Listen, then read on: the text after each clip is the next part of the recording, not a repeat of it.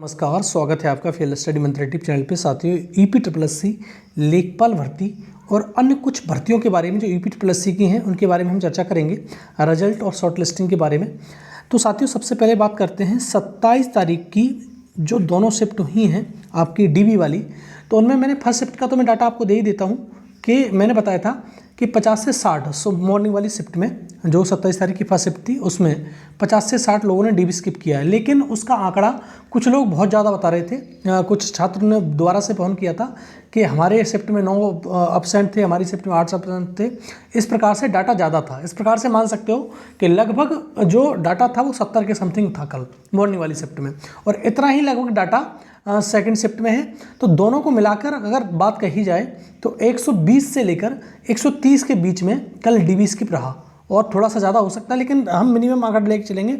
Maximum तो कुछ भी हो सकता है, लेकिन जो मिनिमम आंकड़ा था कल का 27 तारीख की दोनों शिफ्टों में 120 से लेकर 130 के बीच में था, जो एक अच्छा आंकड़ा है। और लास्ट तक आप ये ध्यान रखना, आपका टोटल डीबी स्किप 20% होना है, कम से कम ये मान लेना 20% डीबी स्किप होना ही होना है। 27,000 जो 433 है उसका लगभग आपका जो डीबी स्किप होगा वो 20% हो जाएगा। आप 20% निकाल लेना लगभग, तो वह लगभग 6,000 के समथिंग में लोग बैठ जाएंगे जो डीबी स्किप मैंने बताया था।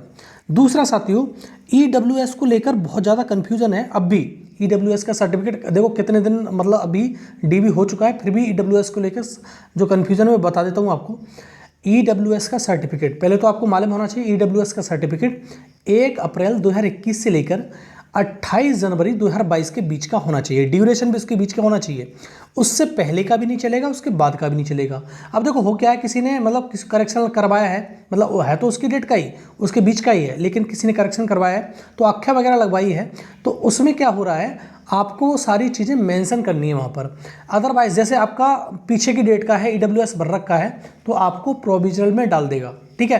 लेकिन प्रोविजनल वाले भी घबराने की कोशिश ना करें। आप अपना जो आप जैसे ईडब्ल्यूएस का नहीं है आपके पास में, तो होगा क्या, आप जनरल कंसीडर कर लिए जाओगे और कुछ नहीं होना है उसमें, ठीक है। अब बहुत सारे लोग ये अफवाह आ रहे हैं कि नहीं उन लोगों की मतलब रिजल्ट आएगा ही नहीं, उनका कैंडिडेट निरस्त कर दिया जाएगा। ऐसा कभी नहीं होता, ठीक है, ध्यान रखना। हाँ, जो रिजल्ट है थोड़ा सा होल्ड हो सकता है, लेकिन ऐसा नहीं कि उनका वो अभ्यर्थी निरस्त कर दिया जाएगा, ऐसा कभी नहीं होता है। इस बात को आप जान लो, ठीक है। तो आपको दोबारा से बता दूं, 1 अप्रैल 2021 से लेकर 28 जनवरी 2022 के बीच का होगा, चल जाएगा। अगर नहीं है तो आप जनरल कंसीडर हो जाओगे, ठीक है। और यही नहीं, ईडब्ल्यूएस का ओबीसी का नहीं है तब भी जनरल कंसीडर हो जाओगे, एससी एसटी का नहीं है तब भी जनरल कंसीडर हो जाओगे। जिस कैटेगरी में आपने लाभ लेना चाहते हो उसकी कैटेगरी का आपका होना चाहिए। और लेकिन बहुत सारे लोग पूछते हैं एससी एसटी ओबीसी का क्या होना चाहिए, तो इसका आपका कितना ही पुराना हो कोई दिक्कत नहीं, चल जाएगा। लेकिन नया हो तो नया लगा देना, कोई समस्या नहीं है इन लोगों की, ठीक है। सिर्फ ईडब्ल्यूएस की समस्या है। दूसरा साथियों, जैसे मैंने कल बीपीओ ग्राम पंचायत अधिकारी की जो कट ऑफ बताई थी, आप जाके देख लेना। और मैं कल भी मैंने ये वीडियो बनाया था कि ग्राम पंचायत अधिकारी की जो कट ऑफ आई है ऑफिशियली, वो जो आई है और मैंने जो बताई थी उसमें 100% मैच करी है, ठीक है। मैंने जो कट ऑफ बताई थी 71 या एक आध नंबर कम, ठीक है, ये मैंने कट ऑफ बताई थी। और बहुत सारे लोग उस टाइम पे भी ये कह रहे थे कि नहीं आपकी कट ऑफ गलत जाएगी, और मैंने एनालिसिस किया था 1262 पोस्ट थी उसके अकॉर्डिंग, मतलब उसके अकॉर्डिंग मैंने एनालिसिस किया था, और आपको मैंने यही बताया था कि आपकी जो कट ऑफ है वो इतने के अकॉर्डिंग जाएगी, और 71 से नीचे होंगे एक आध नंबर तब भी उनका सिलेक्शन हो जाएगा, और वही हुआ है। और मैं बता रहा हूँ कि लेखपाल भर्ती में बहुत सारे लोग कमेंट भी कर रहे थे, और 2-4 लोग पूछ भी रहे थे मेरे को कॉल करके कि कोई व्यक्ति, मतलब मेरे को मैं जानकारी नहीं है उनके बारे में कौन है कौन नहीं है, कि वो बता रहे हैं कि हम बिल्कुल 100% एक्यूरेट कट ऑफ बताते हैं, और आयोग वाली कट ऑफ है 82 जनरल की।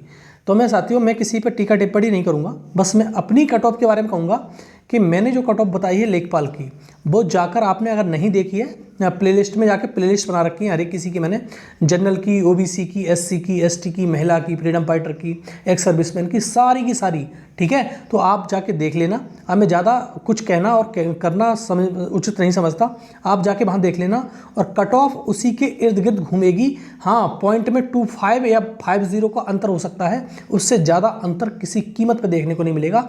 आप जाके देख लेना कट ऑफ, ठीक है। और 82-85 मेरे अकॉर्डिंग तो नहीं है, आप वहाँ पर जाके देख लेना। तो आप कॉल करेंगे तो कोई फ़ायदा नहीं है, मैं वो ही बताऊँगा कि आप जाके देख लो, क्योंकि सारी एनालिसिस मैंने A to Z कर रखी है। आप जाओगे तो देखोगे तो मालूम पड़ेगा आपको। ठीक है साथियों, अब साथियों बात करते हैं एक बड़ी अनाउंसमेंट की, जिसके बारे में आपको सभी को इंतज़ार है, और वो है वीडियो की रिवाइज्ड आंसर की। देखो साथियों, देखो मैंने कल बताया था कि आज जो मैंने सुबह के मॉर्निंग में वीडियो में बताता हूँ, तो मैंने बताया था कि कम से कम 1-2 नोटिस कल भी जारी हुई थी, परसों कल भी जारी होगी, मैंने कि आज कल जारी जरूर होंगी। तो शाम को नोटिस जारी हो गई आपकी 3, ठीक है, जिसमें बीपीओ की शॉर्ट लिस्टिंग थी, बंद होगा, रिजल्ट भी आ गया, तो अच्छी खबर है, और जिनका भी सिलेक्शन हुआ है उनको कॉन्ग्रेचुलेशन। दूसरा साथियों, वीडियो की रिवाइज आंसर की। देखो साथियों, आज है छुट्टी है, आज तो ऑफिस बंद रहेगा, आज तो कोई नोटिस आएगा नहीं, ठीक है। हो सकता है कल आपकी नोटिस जारी कर दी जाए है वीडियो रिवाइज आंसर की। आज तो भाई सीधी बात है, तो छुट्टी है, आज कोई डीबी वगैरह भी नहीं है, तो कल आपकी नोटिस आ सकती है। दूसरा, रिजल्ट के बारे में मैंने बताया था साथियों, आपका रिजल्ट हर हाल में 15 नवंबर से पहले आ जाएगा, लेकिन आप अगर एक बार 2 बार कोशिश करेंगे वहाँ जाकर EPSS ऑफिस में, तो ये रिजल्ट आपका अक्टूबर में भी आ सकता है। ऐसा कोई बड़ी बात नहीं है, मैं पहले भी कह चुका हूँ उस चीज़ के लिए। और डीबी आपका अगर अक्टूबर में रिजल्ट आ गया, तो आप मान लेना कि दिसंबर में डीबी भी निपट जाएगा आपका। 15 नवंबर को भी आया तब भी डीबी निपट जाएगा, क्योंकि इतने बच्चे होंगे नहीं। इसमें छात्रों की संख्या मैं बता देता हूँ, लगभग 6000 के समथिंग इसमें छात्र हो सकते हैं, ठीक है साथियों। इसमें जो छात्र लिए जाएंगे वो लगभग 6000 लिए जाएंगे डीबी में, ठीक है। और डीबी दिसंबर में समाप्त हो जाएगा लगभग, हमें को अंदाज है ज़्यादातर खिंच जाएगा तो 15 जनवरी तक खिंचेगा, उससे ज़्यादा खिंचेगा नहीं। और आपकी ज्वाइनिंग फरवरी में हो जाएगी लेखपाल के साथ ही साथ, ठीक है। आपको 2 ज्वाइनिंग आपको संग देखने को मिलेंगी, एक तो लेखपाल की और एक बीडीओ की, क्योंकि बीडीओ की पुरानी भर्ती है, इसलिए इसकी ज्वाइनिंग वगैरह जल्दी कराई जाएगी, तो एक अच्छी खबर आपके लिए हो सकती है। दूसरा साथियों, अब जो कंबाइंड टेक्निकल का रिजल्ट है, इस पर अब जो काम है इस पर चल भी रहा है, और इसका लगभग काम कंप्लीट भी हो चुका है, थोड़ा बहुत काम बचा हुआ है। आपको कंबाइंड टेक्निकल 2016 का रिजल्ट अब ये अक्टूबर में सबसे पहले दिखाई देगा। रिजल्ट के मामले में अगर रिजल्ट की बात करें रिजल्टों में, तो सबसे पहला आपको रिजल्ट दिखाई देगा कंबाइंड टेक्निकल का। उसके बाद आपको रिजल्ट आएगा एएसओ का, ठीक है। एएसओ का रिजल्ट उसके बाद आएगा, कंबाइंड टेक्निकल का रिजल्ट पहले आ जाएगा। और आपका जेई जूनियर इंजीनियर जो 2018 का फाइनल रिजल्ट आपका आएगा नवंबर में, अक्टूबर में नहीं आएगा, ठीक है साथियों। आपको बता दिया मैंने कि आपका जो फाइनल रिजल्ट है जेई का जूनियर इंजीनियर का, वो 2018 का अब नवंबर में आएगा। हाँ, आ जाए 15 नवंबर 20 नवंबर तक आ जाएगा आपका रिजल्ट, ठीक है। बहुत सारे लोगों ने कोशिश भी की थी कि बहुत जल्दी हम रिजल्ट लाएं, तो आप कोशिश कर सकते हैं, ऐसी बात नहीं है कि देखो EPSS में थोड़ा दबाव मांगता है EPSS। अगर 60-70 लोग आप इकट्ठे होकर चले जाएंगे तो आपका वो दे देगा, उस प्रकार से बता देगा कि हाँ ये तुम्हारा रिजल्ट आने वाला है। जैसे जो दबाव बनाया था उस दिन मैं बताया था कि बंदरोगा के कुछ छात्र गए थे वहाँ पर, तो बंदरोगा के छात्रों को आश्वासन दिया गया कि आपका रिजल्ट सितंबर में ही जारी कर दिया जाएगा। वो सचिव की बात जो थी वो 100% सत्य हो गई, और एक पहली बार हुआ है कि सचिव जी ने जो कहा है वो सत्य हुआ है, ठीक है, तो अच्छी बात भी है। अब देखो बीपीओ की परीक्षा के बारे में, आप शॉर्ट लिस्टिंग तो हो गई, तो बीपीओ की परीक्षा दिसंबर में शेड्यूल है, दिसंबर में होगी आपकी परीक्षा। फॉरेस्ट गार्ड के मेडिकल के बारे में साथी बहुत ज़्यादा पूछते हैं कि फॉरेस्ट गार्ड का जो मेडिकल है उसके बारे में आप बताते नहीं हो। तो फॉरेस्ट गार्ड के मेडिकल का जो नोटिस है शायद हो सके तो इसी बीच में, मतलब 2-4 आज 28 है, 29-30 में आपका नोटिस भी जारी हो जाए, और इसकी जो मेडिकल है वो अक्टूबर में स्टार्ट हो जाएंगे, ठीक है, हो सकता है। अन्यथा की स्थिति में अक्टूबर में तो आपका मेडिकल लास्ट में स्टार्ट हो ही जाएंगे और नोटिस भी आ जाएगी आपकी। अन्य परीक्षाओं की बात करें साथियों, AGTA मैंने बताया था 24 तारीख के बाद इसकी जो फीडिंग है वो स्टार्ट हो जाएगी, काम स्टार्ट कर देगा AGTA पर, जो गन्ना पर्यवेक्षक वाला है, एग्रीकल्चर के लिए जो पोस्ट थी उसके लिए। तो आपका जो परीक्षा है AGTA की, उसके लिए कल जोरदार धरना प्रदर्शन किया गया EPSS पर, लेकिन कोई अधिकारी, सक्षम अधिकारी उनसे मिला नहीं, लेकिन उनके द्वारा जो किया गया काम बहुत ही सराहनीय है। और उनका जो AGTA का नोटिफिकेशन है, अब जल्दी जो पेज है वो सुलझने वाला है, और आपको खुशखबरी मिलने वाली है कि नोटिफिकेशन आपका आ जाएगा, ठीक है। अक्टूबर में नहीं आएगा लेकिन नवंबर में ही आएगा। रीजन क्या है, उसका पेज फंस गया बहुत बुरी तरह से। जो विभाग के द्वारा जो आयोग को जो भेजा जाता है वो चीज़ भेजी नहीं गई, उसके फॉर्मेट में नहीं भेजी गई, उस फॉर्मेट के गलत होने को अभी, और डाटा ये कहा जा रहा है कि 132 लोगों का डाटा मिसमैच है, उस प्रकार से भी, ठीक है। तो AGTA का नोटिफिकेशन आपको नवंबर में देखने को मिलेगा, अब देखने को नहीं मिलेगा। अब और बता दूँ आपको, जेई जूनियर इंजीनियर 2023 का नोटिफिकेशन भी आपको नवंबर में ही देखने को मिलेगा, उससे पहले नहीं। और एक चीज़, एक मानचित्रकार का नोटिफिकेशन है, वो अक्टूबर में ही देखने को मिल जाएगा, आपको बहुत जल्द देखने को मिलेगा।